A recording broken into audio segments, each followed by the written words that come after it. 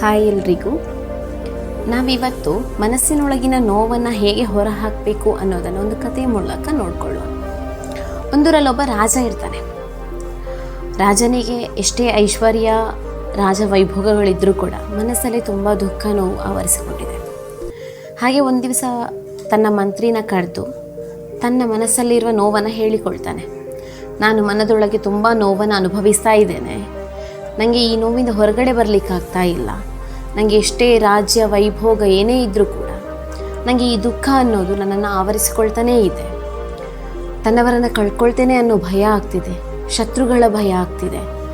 ನಾನು ರಾಜನಾಗಿದ್ದರೂ ಕೂಡ ಭಿಕ್ಷುಕರಂತೆ ಮನಸ್ಸಿನೊಳಗೆ ಬದುಕ್ತಾ ಇದ್ದೇನೆ. ಭಿಕ್ಷುಕರಿಗಿರುವ ಸಾಮಾನ್ಯ ಶಾಂತಿ ಕೂಡ ನನ್ನಲ್ಲಿಲ್ಲ ಅಂತ ಹೇಳಿ ತನ್ನೊಳಗಿನ ನೋವನ್ನು ಮಂತ್ರಿ ಮುಂದೆ ಹೇಳ್ತಾ ಸಲಹೆಗಾಗಿ ಬೇಡಿಕೊಳ್ತಾನೆ. ಆವಾಗ ಮಂತ್ರಿ ಹೇಳ್ತಾನೆ, ಇದಕ್ಕೆ ಸಾಮಾನ್ಯ ಮನುಷ್ಯರಿಂದ ಉತ್ತರ ಸಿಗಲಿಕ್ಕೆ ಸಾಧ್ಯ ಇಲ್ಲ. ನೀವು ಊರಾಚೆ ಇರುವ ಒಬ್ಬ ಸಾಧು ಹತ್ರ ಹೋಗಿ, ಅವನು ಭಿಕ್ಷುಕನಂತೆ ಕಂಡರೂ ಕೂಡ ತುಂಬ ಪ್ರಭಾವಶಾಲಿಯಾದ ವ್ಯಕ್ತಿ, ಅವನ ಬಳಿ ಇದನ್ನೆಲ್ಲ ಹೇಳ್ಕೊಳ್ಳಿ, ಅವನು ತಕ್ಕ ಪರಿಹಾರವನ್ನು ಕೊಡ್ತಾನೆ ಅಂತ ಹೇಳಿ ಅವನೊಂದಿಗೆ ಜಾಗರೂಕರಾಗಿ ವರ್ತಿಸಬೇಕು ಅಂತಲೂ ಹೇಳ್ತಾನೆ. ಆವಾಗ ರಾಜ ಮಂತ್ರಿಯ ಮಾತಿನಂತೆ ಸಾಧುವಿನ ಬಳಿ ಹೋಗಲಿಕ್ಕೆ ರೆಡಿ ಆಗ್ತಾನೆ. ಮಂತ್ರಿಯ ಮಾತಿನ ಹಾಗೆ ರಾಜ ಸಾಧುವಿನ ಬಳಿ ಹೋಗಲಿಕ್ಕೆ ಸಿದ್ಧನಾಗ್ತಾನೆ.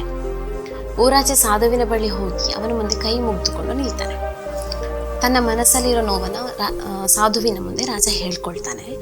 ಆವಾಗ ಸಾಧು ತನ್ನ ಕೈಯಲ್ಲಿದ್ದ ಒಂದು ಕೋಲನ್ನು ರಾಜನ ಕೈಗೆ ಕೊಟ್ಟು, ನಿಂಗೆ ಯಾವಾಗೆಲ್ಲ ದುಃಖ ಆಗ್ತದೋ ಆವಾಗೆಲ್ಲ ಈ ಕೋಲಿನಿಂದ ನಿನ್ನ ತಲೆಗೆ ಹೊಡಿಸ್ಕೋ ಅಂತ ಹೇಳ್ತಾನೆ.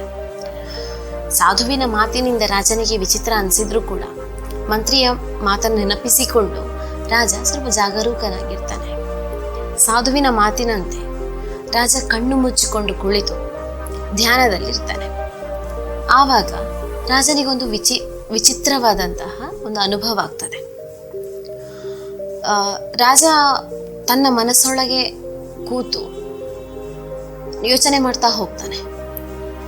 ನಾನು ಮತ್ತು ಮನಸ್ಸನ್ನೋದು ಬೇರೆ ಬೇರೆ ಅನ್ನೋದನ್ನು ಅವನು ಅನುಭವಕ್ಕೆ ತರಿಸ್ಕೊಳ್ತಾನೆ. ಮನಸ್ಸಲ್ಲೇ ಕೂತು ಮನಸ್ಸಿನ ನೋವನ್ನು ಸರಿ ಮಾಡಬೇಕು ಅಂತ ಹೇಳಿದರೆ ಆಗೋದಿಲ್ಲ ಅಂತ ಹೇಳಿ ಅವನಿಗೆ ಅರ್ಥ ಆಗಿ ಸಾಧುವಿಗೆ ಕೈ ಮುಗ್ದು, ನೀವೇ ನನ್ನ ಗುರು ಅಂತ ಹೇಳಿ ಖುಷಿಯಿಂದ ಅಲ್ಲಿಂದ ಹೊರಡ್ತಾನೆ. ಈ ಕಥೆಯ ಸಾರಾಂಶದಿಂದ ಗೊತ್ತಾಗೋದೇನು ಅಂತ ಹೇಳಿದರೆ, ನಾವು ಕಣ್ಣು ಮುಚ್ಚಿ ಕುಳಿತು ನಮ್ಮ ಮನಸ್ಸನ್ನು ಗಮನಿಸಿದಾಗ ನಮ್ಮಲ್ಲಿರೋ ಸಾಕ್ಷಿ ಭಾವ ಎಚ್ಚರವಾಗ್ತದೆ. ಇದರಿಂದಾಗಿ ನಾನು ಮತ್ತು ಮನಸ್ಸಿನ ನಡುವಿನ ಅಂತರ ಏನು ಅಂತ ಹೇಳಿ ನಮಗೆ ಗೊತ್ತಾಗ್ತದೆ. ಹಾಗೆ ಭ್ರಮಾಲೋಕದ ಅರಿವು ಕೂಡ ನಮಗಾಗ್ತದೆ. ಹಾಗೆ ನಮ್ಮಲ್ಲಿನ ನೋವು ಹತಾಶೆಗಳನ್ನು ನಾವೇ ನಮ್ಮ ಊಹೆಗಳಿಂದ ತರಿಸಿಕೊಂಡಿರ್ತೇವೆ.